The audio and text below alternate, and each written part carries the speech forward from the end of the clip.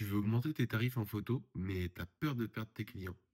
Tu te dis que les gens ne sont pas prêts à payer plus cher pour des photos ou qu'ils n'ont même pas le budget en fait pour payer plus cher pour des photos. Eh ben écoute, je vais te montrer aujourd'hui que c'est totalement faux et je vais t'expliquer comment faire pour que les gens payent plus cher pour tes photos et pour qu'ils soient même plus satisfaits par tes prestations photos. Et dans un premier temps, si tu veux structurer ton activité photo et commencer à générer des revenus avec la photo d'ici quelques mois, n'hésite pas à cliquer sur le premier lien qui est dans la description de cette vidéo.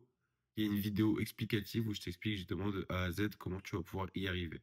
Déjà, il faut que tu saches que le vrai problème, c'est pas le prix, c'est pas la qualité de tes photos, mais c'est la valeur perçue de tes prestations. En fait, si aujourd'hui, par exemple, tu vends tes prestations 80 euros, c'est pas que t'es pas bon, que t'es débutant, que tes photos sont pas assez belles aux yeux des gens, etc. Mais c'est qu'ils ne perçoivent pas suffisamment de valeur pour mettre plus dans tes prestations photos. Et en fait, la valeur qu'ils vont percevoir, c'est pas forcément la valeur de tes photos, mais c'est la valeur de ton offre globale et de tes prestations globales. C'est-à-dire que si, par exemple, ton offre n'a pas de promesse claire, la livraison est moche, tu ne sais pas comment bien te différencier des autres en te positionnant, etc. Et si l'expérience client est banale, et ben en fait, les gens, ils auront vraiment du mal à percevoir la valeur ajoutée de tes prestations et tu seras un photographe comme un autre. Et il faut vraiment que tu retiennes que les gens, ils payent pas pour des photos, ils payent vraiment pour une transformation, une solution à leurs problèmes, à leurs besoins et à leurs envies. Donc maintenant, tu vas me dire, ok, mais comment je vais faire pour augmenter cette valeur perçue de mes prestations photographiques? Ben, je vais tout expliquer. On va pas y passer beaucoup de temps. Le but de cette vidéo, c'est qu'elle soit vraiment rapide et applicable très rapidement. Du coup, premièrement, ce que tu vas pouvoir faire, c'est créer une promesse claire. Parce qu'il y a un gros problème que rencontrent beaucoup de photographes, c'est qu'ils disent, je vends des photos de portrait ou je vends des photos de mariage. Mais sauf que c'est pas clair en fait. T'es comme tous les photographes de portrait, comme tous les photographes de mariage quand tu fais ça. Et du coup, le but, quand tu vas créer ta promesse et créer tes offres, c'est d'être assez clair, précis, que ce soit sur la personne à qui tu veux présenter cette offre et ce que tu lui apportes. Par exemple, si tu es photographe de portrait, bah, tu pourrais très bien dire, j'aide les professionnels sur LinkedIn à augmenter leur nombre de prospects. Ou si tu es dans les mariages, tu peux dire, je prends des photos de mariage intimistes pour les mariés de la région 75 ou quelque chose comme ça.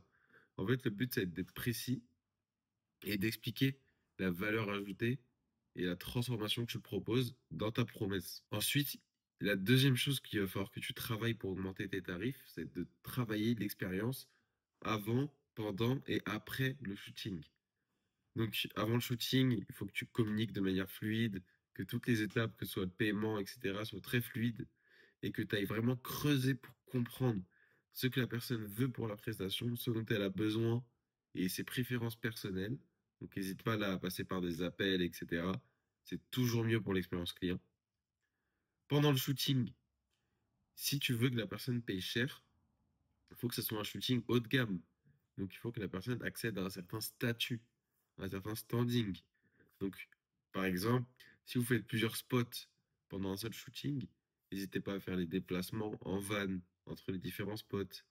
Si jamais c'est un shooting qui va demander pas mal de temps, peut-être quelques lumières, un réflecteur, etc., n'hésite pas à emmener un assistant avec toi qui pourra t'assister toi, mais aussi aider les modèles à se sentir plus à l'aise, par exemple en tenant leurs affaires, etc. En fait, le but, c'est vraiment d'avoir une expérience qui sera au top et d'être bien sûr nous-mêmes très sympas et de vraiment mettre à l'aise les modèles pendant les shootings. Et enfin, dans l'expérience après, je te recommande vraiment de tenir au courant les gens de l'avancée des retouches, même parfois de leur envoyer une ou deux photos pendant les retouches pour qu'ils puissent les utiliser dans leur story, etc. Comme ça, ils auront l'impression d'être privilégiés, d'avoir deux, trois photos en avant-première. Et enfin, il va falloir que tu gères très bien ta livraison, donc en la mettant par exemple sur une galerie en ligne et pas sur un vieux lien WeTransfer qui est pas très pratique à utiliser et qui va pas créer une expérience vraiment au top.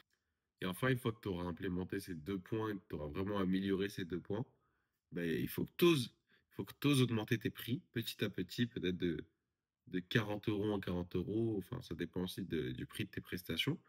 Et le but, en fait, ça va être de tester l'élasticité de ton marché. C'est quoi l'élasticité du marché? C'est qu'en gros, plus tu vas augmenter tes prix, plus tu vas gagner de l'argent avec tes prestations, mais tu vas forcément perdre une petite partie de tes clients qui étaient là pour ton tarif et pas pour ta prestation, pas pour toi. Et en fait, à un moment, tu vas augmenter tes prix à un tel niveau que l'augmentation du chiffre d'affaires, l'augmentation des tarifs va en fait être surcompensée par la perte de clients. Et du coup, tu vas arriver à un niveau où même si tu as beaucoup augmenté tes tarifs, tu vas gagner moins d'argent qu'au palier d'avant. Parce que tu auras perdu trop de clients par rapport à l'argent en plus que tu gagnes par prestation. Et du coup, là, ça va être le moment de redescendre un petit peu, de t'améliorer, d'améliorer tes promesses, de mieux connaître les gens, d'avoir un meilleur réseau aussi, un meilleur réseau, plus de gens qui te recommandent, etc. Et là, peut-être que tu pourras retourner, tester l'élasticité de ton marché, mais ça va du coup prendre du temps. Et donc vraiment, monte tes tarifs petit à petit, ne sois pas pressé.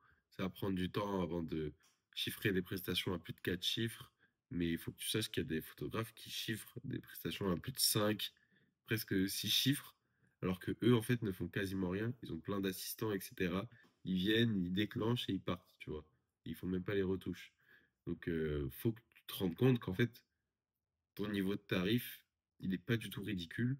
Et que bah, si tu as la promesse, l'expérience qui va derrière, bah, tu mérites largement l'argent que tu gagnes. Donc vraiment, retiens que le vrai switch, c'est pas le fait de changer tes tarifs, mais c'est de changer la valeur perçue de tes prestations. Et vraiment, quand tu t'organises pour que toute la valeur perçue de tes prestations soit haut de gamme, bah, le prix, en fait, c'est juste logique et c'est juste ce qui va avec, en fait. Si tu veux une vidéo complémentaire avec celle-ci qui va t'expliquer justement comment commencer à générer des revenus avec tes photographies sans te sentir frustré, regarde le premier lien qui est dans la description. C'est une vidéo qui est 100% gratuite où je t'explique toute ma méthode. N'hésite pas à liker, commenter et à t'abonner à ma chaîne YouTube pour plus de vidéos sur la photo. Et sur ce, on se dit à plus tard.